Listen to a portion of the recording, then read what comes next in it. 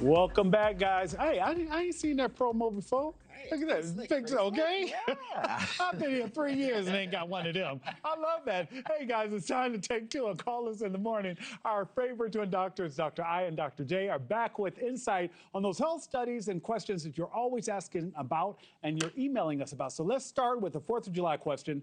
True or false, while beautiful, fireworks displays can actually be dangerous for your health. I'm going to say that that is false. And Dr. I'm going to throw that out there to you. That's false.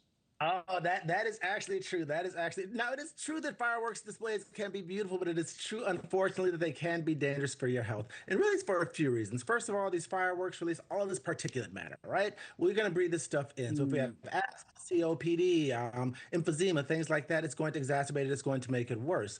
Another thing, volatile organic chemicals, VOCs. These are the fireworks as well. Again, this can irritate our airways, increases the risk for cancer. Fireworks also. And one thing that you have to bear in mind also, heavy metals. We're talking about copper. We're talking about barium. We're talking about lead. Also in fireworks. We've just found this out.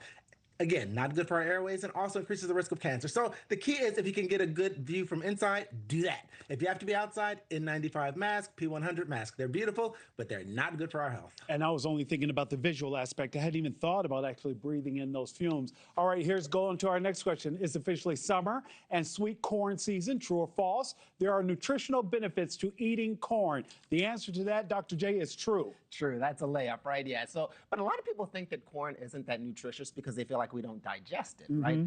But we do. What ends up happening is the corn has the outer portion, which is rich in cellulose. That's a fiber that we can't break down. And so people think, oh, well, I'm not digesting corn. But the inner portion you can break down, and that's got a ton of vitamins, K, A, C, E, antioxidants. So corn is absolutely healthy. And if you put it on the grill, it's delicious as well. It sure is. I know that's right. I'm coming to your house this. Hey, true or false is hair loss is completely genetic and usually irreversible. Without question, Dr. A, I know for a fact that that is true. It is genetic and it is irreversible. Okay, so this is kind of a mixed bag. So it partially can be genetic. So that male pattern baldness, that kind of starts here and recedes back. You ain't got to tell me. I know exactly what you're talking about. So yeah.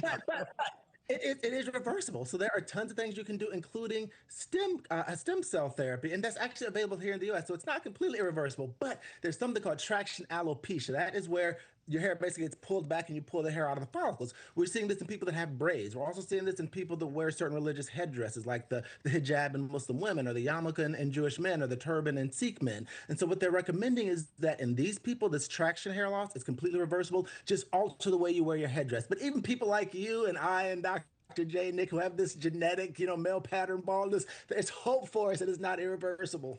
Okay, because mine starts to grow. I look like George Jefferson. It's just on the side. Go to Turkey. Just go to Turkey. No, that's right. All right, guys. True or false? Move over green matcha, because blue matcha is also taking and it's growing in popularity. When it comes to health benefits, one is healthier than the other. I'm going to say false.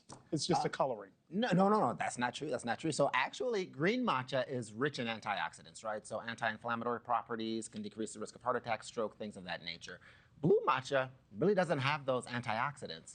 Yeah, the only benefit to blue matcha would be that it doesn't have caffeine. But most people drink the matcha for that kick as well. So green matcha's got the caffeine, it's got the kick, it's got the antioxidants. Blue is basically just blue. I've never had either. Go ahead, Dr. I.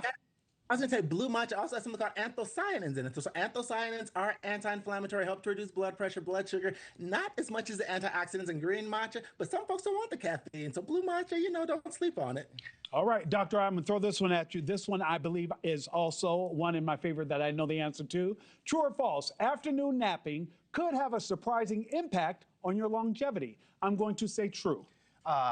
It can have a surprising impact on your longevity, but it's not a good one. No. Yeah, so afternoon napping is linked to an increased mortality rate. Like it doubles your mortality rate. Now the question is it the napping or is it the fact that you have underlying conditions that make you fatigued that cause you to nap? And so what they found was people who nap between 9 and 7, especially between 9 a.m. and 7 p.m., especially between the hours of 11 and 3, double the risk of death. So basically what they say is if you're doing a lot of afternoon napping, see your doctor. There's likely some underlying condition, but no, it's not a good sign. And if you do nap, less than 30 minutes. Thank you for watching. Subscribe below and download our NewsNation app right now on your phone, and you will get fact-based, unbiased news for all Americans.